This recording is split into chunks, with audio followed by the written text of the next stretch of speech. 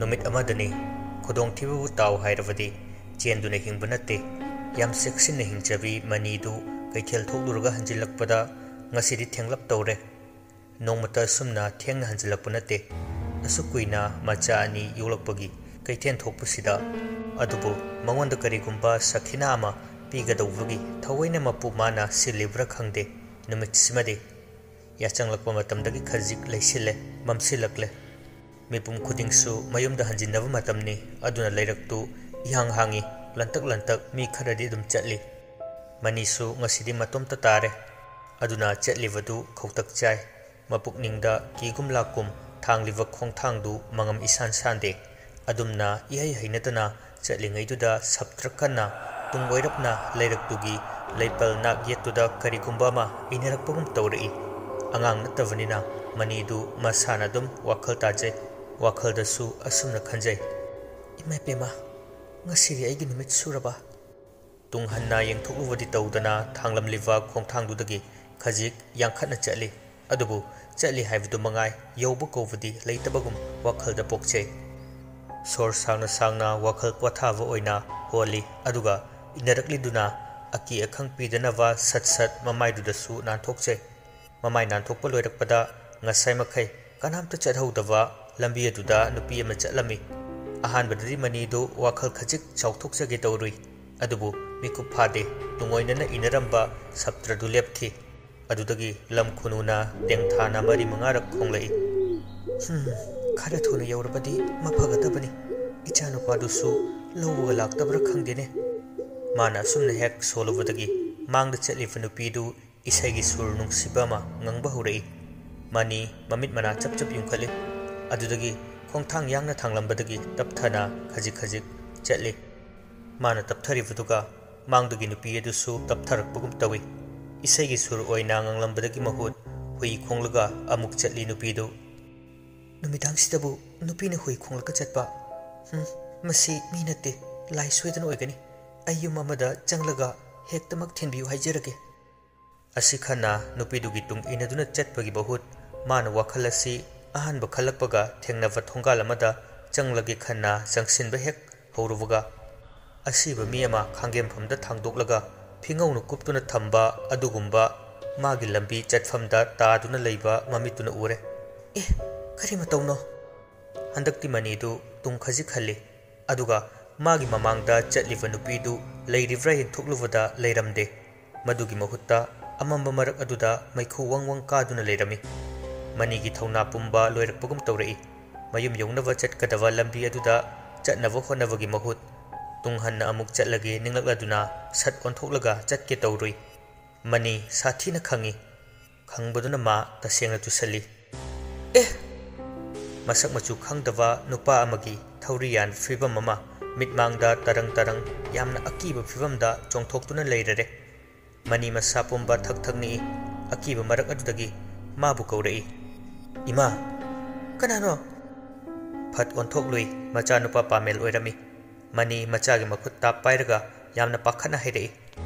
icha thoi chasi icha lakpa yamna phare lao ima asupa khana leirami sibu kaigino kaidau byauge kari thengnarage yum hana yokisi chalo wanganganu chalo ne khara thuro machabu chingboi lakpoi khongthangdu yangna chali pameldu mamagi matawduda khangbugum tawri mamana mabu chinglivadu masu masa adum chali adubu tung handuna yengthoklaga akhaba mityeng amaka loinana kalakpena nokfet tawramlaga adumak mamaga loinaduna mayum tamna chatki manibu akiba pinabu hotnavadu natana thawai fawwa laugi hotnaramba thawai singdu maithiravaduna sauruduna laikai yumthong sinba thungna ya makhe langna nokpu kheva imung thiduna koi pai duna yumgi saijin saya yena khalukha machi marumda lumduna leithi hainavulei numidangda ka hena makhe langwa imungdi laitin fatavana yengsinduna talai haiba lai khaktana te mine fawwa yengsinaribani fatta nungdagi usin oina sinaribani mama macha adusu mayum yorukladuna mangkholda famthai waraduna mamana nena tana pothajabadu ubada pamel maithong makalamjai phamlambadagi asumna mamabu yengna hairei ima ai thongal damta thoge hai kari tawuno थोखिनो पामेलदु करिसु थवा सादवा माइथोंगा लोइनना नोकमी ममाबु येंगलगा अदुमक खुमलई इमा कुइरोये लैरमु सिदा करी थिरुगे हाइबनो इमा ngasiदी मिहुल मथोंग मरम खंग्रिबनिको थोखरनु नंगबु अस कैसु तौरोइसे लैदा लैरमु अइनबु करी तौदोइनो mama नंगांगबु कता दखै फमलंबदगी फुक हौगलगा नहान मखै तौदबा मओंगदा मखोंदु चौकान कालगा यामना लमकेट लम हाइबदुना चटखि कुइरकपा यारोइको माना लौजरीदु मंगाय खुंबिरमदे पामेलनदी असुमना मचाना थोखरिबदु हंजिलक्ते मनी मंगक थांगतुना येंगजै अदुबु हंजिलकमंद्रबदुदा मथ्वाई वारदुना अमंब मरक्तुदा येंगलगा मचाबु खोंजेल कलपना कौजै इपुंगो पामेल इचा थोइबा ताब्रो नंगबु कैदौरगे इमा इमुंगदगी थोंग हांदोकलगा थोरकपनी मदुबु उरुबदा मनी मरोल थोखिद्रे मचाबु तिंगक येंगलगा लै थोंगाल थोखरिबा अदुना कनानो खलुबदा हुमांग कांगी इल्लिबा मफिदुना मसा सिनबा थुंगना सत दैथोई कैदौरगे इमा इपा पाखतपदौना तौरिदुबो कनानो थोंगाल दा येंगिदुना इमा कनागा लाके आई चाक लोइसिलमगा इमा लौबु लाके तौरमिनी ngasi thengaisin karigino machana mari hanglakliwa wahang singdugi paukhum pibagi mahutta manidi maga leiminariwa imungda lepliwa macha pamelbu macha oiramgadra oiramoidra khanbada waka ngangdre adumna tawringai thonga lomda pudru laubagi makhol tarai imungda changune he machabu insinduna pusinki aduga thonglon sili mani walang amatta nganglamdana phak thaduna leimaida sangna tingthoktuna lei इसिंग पुथोरो Imangi लवाइसे यामना साइ इसिंग थारुलो खरा थुरो पामेलसु ममाना हाइरिदु याम थुना पुरई money मफी मरो पुमचो चोटप मखै लवाइदा इसिंगदु थाजै पामेलना इमा कैदौरगे हाइबने अमतो खुमुबा हा इबुंगो इमा अनाबा हौरे Imangi अनाबा मिहुलसे कांखलकले फाथाबा यारोइदौरि हा यंगोय चाक लोइसिलु चाक असाबदो जगंग ओइनने चखम अनि अहुमता चागे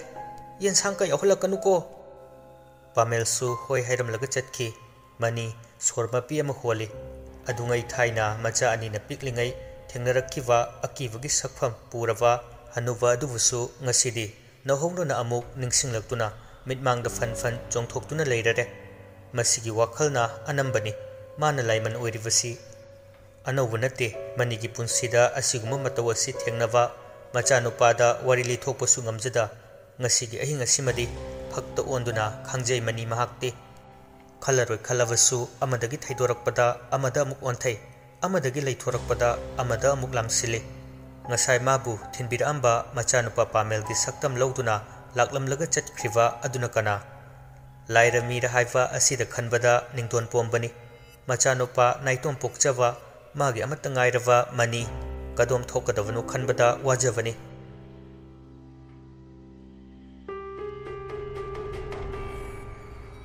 mathangi numitani khabadu matomta tumina wakhal khanduna makhoi gi pukri mapal aduda famli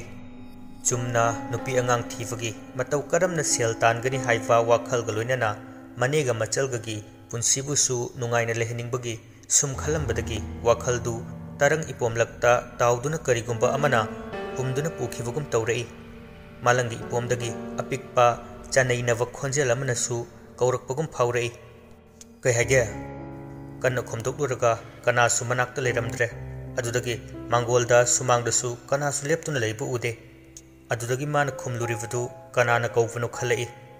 asumna khalingai pukri aduda nga onbadona makhol thokna akanba ipomga loinana imaidu niglai madusu adumma ui khavadu adubu sangdoktuna adumak yenglaga lei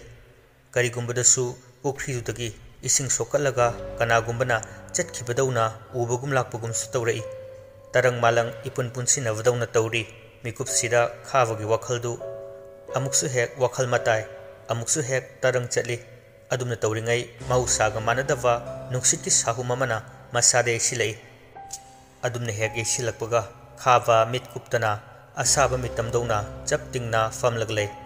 adumna mana famlingai duda mamitta magayam tamnana leiriva leikhidrava amaiva ahaladugi maiba khun haivaduda chaurakpagi saktam oina mittu urei asumna chaurakna urambadagi mitmangda mangfamadugi akoivadu mayek sengna ilang langna urai matik mayai chenba hek yingbada pukningbu thuklauna pokhanba ngamba khongnang panwi adusu maka fanna napal tawna mangondagi henba kanasu leite matagum hawribadu urai adudagi mangfamdugi mathaktuda matam chuppada ahing nungthil khaktana masa pumba fingauna yomsinba amana tumpak leptuna mioibagi thawai mikau thakowugum ikau langna poloiba bapambagi mawongda lepliba dusu urai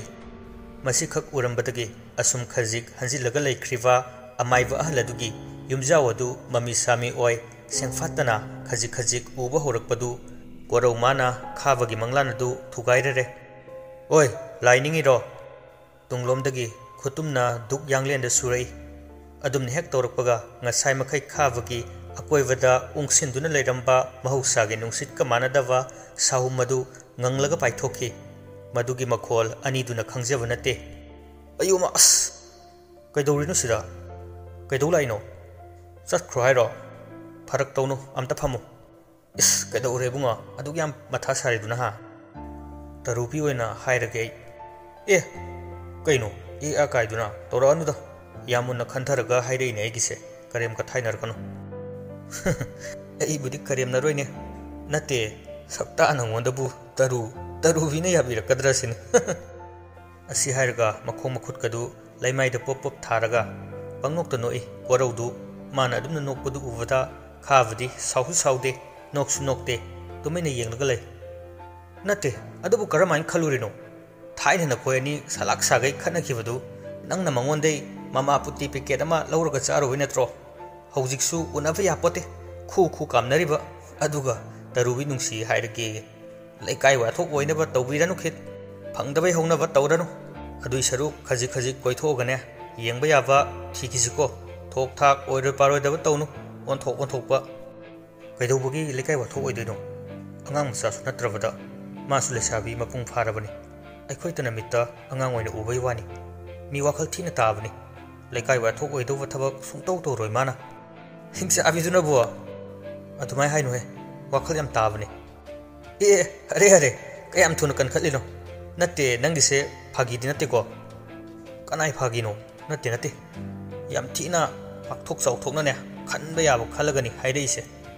वा हंजिन हंजिन ngangaroise करी दनोबा हुई नंग हौदोंदो अमुक पामखलैदुना पामबा नति आइगिसे नुंसीबने ए अपामबा ओइरमदि नहान कोइरमनि चिन्द पंगसै सैबगी वानि तरुबिगी मसकपुदि थीब्रने नंग सोमता हायुने हंदक्ति कोरौदु खाबगी लेंगबांदा कोलगा नोकथोरई अदुगा कथाइदि थीबनोय फजै canoe मचिन कनबा अंगम मराई खंगदबा मकक सेटबिदुदा अदुम अइखोइना चैबिबे वानी नत्रो अदुने पक्चबनिदा मंगोंद खंग्राव मकक सेटपदो फुरिद अचौबदुमगा T-shirt अचौबदुगा हंगाम पाल मचुगा लिटपदुदि येंगबा साथीने नुंगाइबनि इस अदुदि खंगि बोइरे खंगद्रदि करिनो नुंसीबा मा यावरा कांसिददि मित्त लोइना अमत्ता चित्थदना वरकपै वानिदा कमाइना नु होचिलगा नंगना नुंसी लेरमिसिना हा हायु तासे ओ हेक उबगने खन्नबा हौनिंगलिबा माना आई उरगा खन्नबा हौरक्तबा मतमदा थमोइदा आई वतौरिसे नुंसीबैनि मा हेक उबगा आइंगोंदा मनागदा संगसिलगा मरै हेक्तु येनिंगिसे माबु नुंसीबैनि अदुदगी याम तोइना उरक्त्रबा खन्नबा फंगलक्तबा मतमददि आई माबु दम निंसिंखिबनि मतमदुददि नुंसीबैनि आइसे खंगलमदे अदुबु हौजिकदि खंगले मैट्रिक पास तौर मतुंगदा मान मपालमदा लेखिबदो ख्वाइदगी वाखिबने आइसे लग्न फममा खतना फममा इरै लेतबदौना अदुदगिदि आइदि गजनी हेयर कट से समकत्तन तौखलेदना वाव गोरौदु खुबा का प्रोक प्रोक खुई याम हौना अदुगा मखासु तारई इरांगदि नंगोंद लोइ लेरमेने याम तौरमिजाने तुमिन तुमिना अदो मान 12 लोरगा थोरांबा मा यावखिबने अदुदा आइना मासे उरगा माना आइ उरमदना चतखिबा नुमितुदा आइना सावबसी अदुदगी साउनिंगना लेरिङैदने लेसेमना फुटबॉल सानबदा इलकपगी ममाइ थुगाइखिबदो तरुबिना यिंगबिरमदबगी मलोमनाने सिरेदा मचनुपिना यिंगबिरमदबगी मबुंग फुदा लेरमे नंगदि याम तौरमिने अदो अंगांगदुनबु याबु याबिरकद्रो मसीसु अमु कोइदोइ कोइतान तानरुइ मबुंगसु यानदे अदुइ मथक्ता नुपि मसागसु हुइ हौदोंनि थाजदेबु ओइदबु नुपि खलुदा यानी अꯩꯅ ꯌꯥꯅꯕ ꯊꯦꯝꯒꯅꯤ ꯃꯥꯅ ꯌꯥꯗ꯭ꯔꯗꯤ ꯑꯩꯒꯤ ꯑꯣꯏꯅꯗꯤ ꯑꯄꯥꯝꯕ ꯅꯨꯡꯁꯤꯕ ꯅꯨꯄꯤ ꯊꯤꯔꯔꯣꯏꯗ ꯅꯦꯅꯦꯗ ꯑꯣꯏꯅ ꯁꯤꯟꯅꯈ꯭ꯔꯅꯤ ꯍꯩꯁ ꯍꯟꯗꯛꯀꯤ ꯅꯪꯒꯤ ꯅꯨꯡꯁꯤꯕꯁꯤꯃꯗꯤ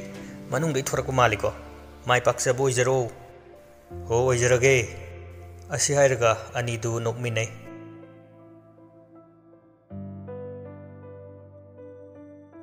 ꯑꯃꯔꯣꯝꯗ ꯏꯃꯨꯡꯒꯤ ꯇꯨꯔꯩ ꯏꯔꯩ ꯀꯟꯅ ꯆꯦꯜꯂꯤꯗꯨꯒꯤ ꯃꯔꯛꯇ ꯀꯔꯤꯁꯨ ꯊꯧꯁꯥꯔꯨꯕ ꯇꯧꯗꯅ ꯀꯦꯊꯕꯤꯗꯨ ꯃꯆꯥꯅꯨꯄꯥ ꯂꯩꯁꯦꯝꯕ ꯄꯨꯔꯒ ꯑꯃꯥꯏꯕꯤ ꯑꯃꯒꯤ ꯌꯨꯝ ꯇꯝꯅ ꯂꯥꯛꯏ ꯃꯥꯒꯤ ꯅꯨꯄꯤꯅ ꯆꯠꯈ꯭ꯔꯤꯕ ꯑꯗꯨ ꯂꯦꯝꯕꯅ ꯎꯍꯧꯏ ꯌꯨꯝꯒꯤ ꯊꯣꯡꯅꯥꯎꯗꯒꯤ ꯑꯗꯨꯕꯨ ꯀꯔꯤꯁꯨ ꯐꯠꯇꯕ ꯃꯥꯏꯀꯩꯔꯣꯝꯗꯗꯤ ꯈꯟꯖꯤꯜꯂꯨꯕ ꯇꯧꯔꯨꯗꯦ ꯑꯗꯨꯕꯨ ꯁꯨꯛꯇꯛ ꯌꯦꯡꯗꯨꯅ ꯂꯩꯍꯧꯏ ꯃꯉꯣꯟꯗ ꯍꯥꯏꯔꯝꯗꯨꯅ ꯆꯠꯂꯤꯕꯁꯤ ꯀꯗꯥꯏꯗꯅꯣ ꯍꯥꯏꯕ ꯋꯥꯍꯪ ꯑꯃ ꯃꯇꯣꯝꯇ ꯍꯪꯖꯔꯤ ꯂꯝꯕꯤꯗꯅ ꯒꯥꯔꯤ ꯃꯅꯨꯡꯗ ꯀꯦꯊꯕꯤꯅ ꯍꯪꯏ ꯏꯕꯨꯡ ꯃꯆꯥ ꯀꯅꯥꯗꯅꯦꯕ ꯆꯠꯇꯣꯏꯁꯦ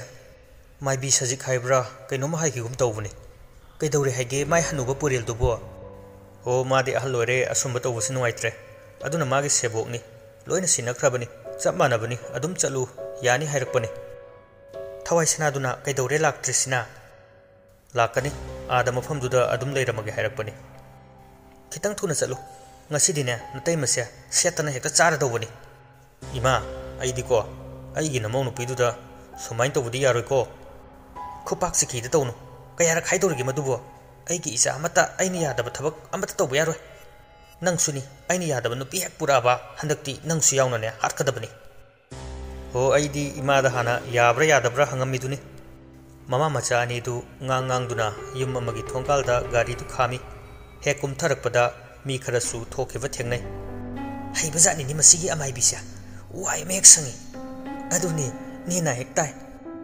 nupi ani na wari sanaraka chatkifadu kethavina tahore aduna machinda nokfet ka tawjai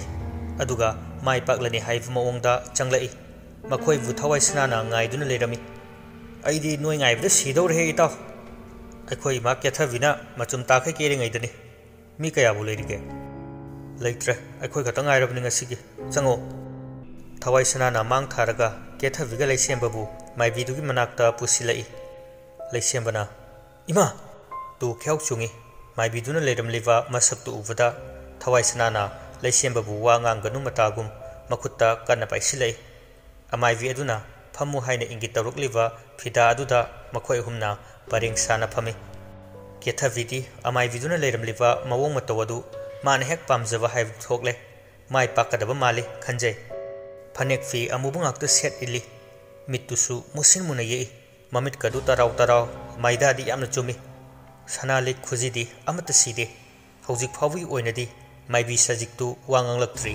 लाक्लिबा अहुमदुसु तुमिना दुम लै माइबि सजिककी ममांगदा लाइथौ तिनथौ तौखिबगी सिजिन्नबगी पोटलम खरसु लै दुक मैरासु मीगी खुरुम खिबगी मका फन चाकली ngasai makai mana thokpa ma tawduna leramliwa iv sajiktu ahumduda pulap yenglei leisembatu natte handakti kethavisu thawai sanasu khautak chai adubu maivi gi mafamdadi khanghandanawa mana ngamnawa khangjinaduna uthorakte sajikki ka hendokna yamna kanna lawwa mittuna yungkhai yenglakliwadu achamba natte manung mapal khutuna yengba ngamlivani mamitta kethavigi yumda leiriwa amangwa laisingna काचिन कोयादा अमदी इफोंग फोंगना मी लेतवा कासिंगदा कोइसे चत्तुना लौनिंग सक्तमदा लौदुना लेरिबदु उरई अदुगा चाववा अमदी चिंगलेमवा अनिगी का अदुदसु यामना मतिक मयाई लेवा तौबा ngamba इयत येसिनवा खरना उंगसिनदुना लेरिबा दुसु उबा फंगी अदुबु का हिंजिना मखोई का अदुबुदी उसिलुबा यंगसिलुबा ngamde सजिक मिट उसिलगा हक्चिनने हेंजिना येंगनवा उनवा होनजै मदुदसु माइ पाक्ते करिगुंबा मयाई कनवा पोसक अमना थचिंदुना खाजिंदुना थंबकी मतौ अमा उरई सजिकतु उसिलंबा मित्तु अमु पांगथोरकलगा हंगलई ओजाना हाइखिबदु पुरकलबा नत्रा पुजेरकले हसि हायरगा माना पाइरिवा खुटपाइ खाव मचा अदुदगी सेक्सिनना चेवांग अमना योंबा करिगुंबा मा सजिककी मनाक्ता होगतुना थमी अदुगा अमुक हंजिलक्तुना फमी सजिकसु केथविना थमलिबदु लौखटलगा मथक थोंगवा चेवांग अदु लौथोई लातोन अमगी मथकता खुदै मचेत अमगा फनेक मचेत अमगा यावरिबदु उबदा सजिकतु संत्रिक मदुदा येंगलगा लैख्रे